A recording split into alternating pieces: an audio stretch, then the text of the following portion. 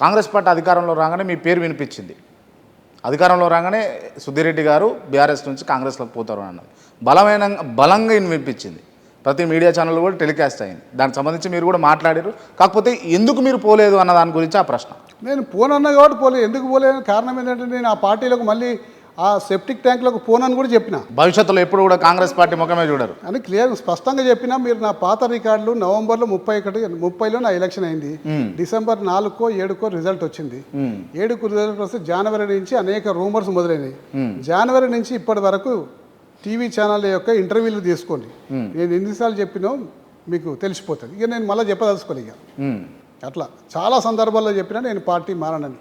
Okay, కానీ మీడియాకి కావాల్సింది మసాలా కాబట్టి ఎప్పటికప్పుడు వాళ్ళే నూరుకుంటూ వాళ్ళే రకరకాల ప్రశ్నలు వేసుకుంటూ పైశాచిక ఆనందం పొందుతుంది తప్ప దానికి నేనేం అనలేను. అందుకోసం వదిలేసిన గాలికి వాళ్ళని. రైట్. ఎల్బీనగర్లో ఏం నడుస్తుందన్న? ఎల్బీనగర్లో ఏం నడుస్తుంది? మంచిగా నడుస్తుంది. అంత బాగున్నారు, ప్రజలంతా సంతోషంగా ఉన్నారు. మొన్న వర్షాలు బాగా పడ్డా కానీ ఎక్కడ కూడా ఎక్కువ నష్టం జరగలేదు. మేము కట్టిన ఎస్ఎండిపి డ్రైన్ల ద్వారా నీళ్ళన్నీ కూడా కిందకి మూసీ నదిలోకి వెళ్ళిపోయినాయి. అప్పుడు మేము కట్టిన ఫ్లైఓవర్స్ వల్ల కేసీఆర్ గారు మాకు ఇచ్చిన డబ్బులు అనుకోండి, కేటీఆర్ గారు ఇచ్చిన సహకారం అనుకోండి, బ్రహ్మాండమైన ఫ్లైఓవర్స్ కట్టినాము. ఎక్కడ కూడా ట్రాఫిక్ జాములు లేకుండా నాగోల్ నుంచి మందమల్లమ్మ వరకు, మరి దిల్సుఖ్ నగర్ నుంచి వనస్థలిపురం వరకు సాఫీగా ప్రయాణాలు జరుగుతున్నాయి. సాగర్ రింగ్ రోడ్ నుంచి చంపాపేట వరకు, చంపాపేట నుంచి సాగర్ రింగ్ రోడ్ వరకు చాలా సాఫీగా ప్రయాణాలు జరుగుతున్నాయి. అన్ని రకాల డెవలప్మెంట్స్ ప్రజలు అనుభవిస్తున్నారు. ఇంకా చేయాల్సినవి చాలా ఉన్నాయి. మేము మీ ఇంటర్వ్యూ తీసుకున్నాం. మీ ఎలక్షన్ల ముందల తీసుకున్నప్పుడు మీరు చెప్పారు, గతంలో నేను వాగ్దానాలు చేసినా అవి నెరవేరుస్తున్నా, ఇప్పుడు వాగ్దానాలు చేస్తున్నా నెరవేరుస్తా అని చెప్పారు. అవి ప్రోగ్రెస్లో ఉన్నాయా లేకపోతే అటకెక్కినాయా అని అడిగితే ఇంకేం అటకెక్కలేదు, ప్రోగ్రెస్లో లేవు, అటకెక్కలేదు. ఎందుకంటే పోరాటం చేయాల్సిన దినాలన్నీ రాబోయే రోజుల్లో ఉన్నాయి. ఎందుకంటే మా పార్టీ అధికారంలోకి వస్తే నేను చేసిన వాగ్దానాలు ఇప్పటికల్లా ప్రోగ్రెస్లో ఉంటుండే. మా పార్టీ అధికారంలో లేదు, కాంగ్రెస్ పార్టీ అధికారంలో ఉంది కాబట్టి వేచి చూస్తున్నాం ఏమైనా చేస్తారా అని చెప్పి.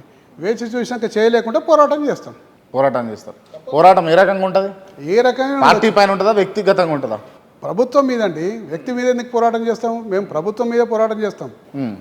కాంగ్రెస్ పార్టీ ప్రభుత్వం మీద పోరాటం చేస్తాం, వ్యక్తుల మీద పోరాటం చేయము. ఈ పార్టీల అంశానికి వచ్చేసరికి బీఆర్ఎస్ ఏమో కాంగ్రెస్ బీజేపీ ములాఖాత్ అయి ఉన్నాయని అంటారు. కాంగ్రెస్ వచ్చేసరికి బీజేపీ బీఆర్ఎస్ ములాఖాత్ అయి ఉన్నాయని అంటారు. బీజేపీ అంటది కాంగ్రెస్ బీఆర్ఎస్ ములాఖాత్ అయి ఉన్నాయని అంటారు. మీరు జనరలైజ్గా చెప్పండి, ఎవరెవరు ములాఖాత్ అయి ఉన్నారు అని అంటే? కాంగ్రెస్ రెండు కుమ్ముక్కి అయిపోయినాయి. నేను ఉదాహరణ చెప్పిన. కర్ణాటకలో ఒక మంత్రికి సిబిఐ నోటీస్ వస్తుంది, ఈడీ నోటీస్ వస్తుంది, ఈడీ రెడీ అవుతుంది. కర్ణాటక పైసలు తెలంగాణ పార్టీ అధ్యక్షన్కి వచ్చితే ఇక్కడ ఈడీ కేసు కాదు, సిబిఐ కేసు కాదు, ఎటువంటి కేసు ఉండదు. నెంబర్ 1. నెంబర్ 2, ఈడీ రేడు పొంగులేటి శ్రీనివాసరెడ్డి ఇంటి మీద, సంస్థల మీద అయిపోతే భారతదేశ చరిత్రలో ఈడీ ఎప్పుడైనా ప్రెస్ కాన్ఫరెన్స్ పెట్టి అంతా చెప్తుంది ఏమేం చేసింది. ఈ రోజు దాకా ప్రెస్ కాన్ఫరెన్స్ పెట్టలే, ఈ రోజు దాకా చెప్పలే. అది కేసు లోపలికి అట్లనే దబాయించకపోయింది. ఎందుకు దబాయించకపోయింది?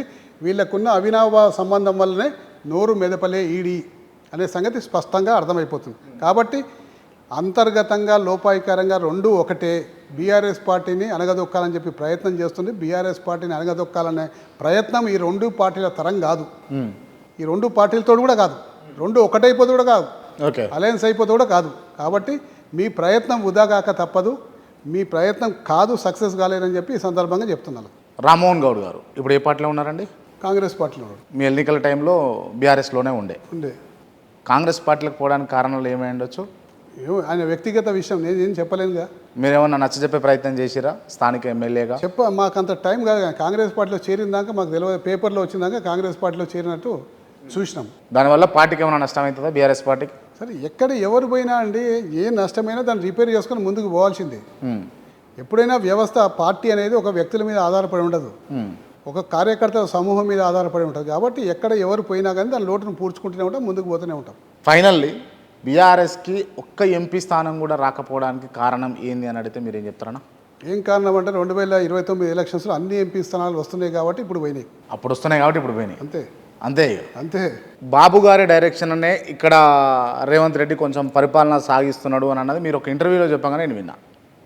నిజమేనా ఇది? అంటే బాబు గారు డైరెక్షన్లో సాగిస్తున్నాడని చెప్పేసి నేను ఇంటర్వ్యూలో ఎక్కడ చెప్పలేదు. ఆ ప్రభుత్వం వేరే, ఈ ప్రభుత్వం వేరే. ప్రభుత్వంలో కొంతమంది వ్యక్తుల యొక్క రిలేషన్ బట్టి కొన్ని సలహాలు ఇస్తుంటారు.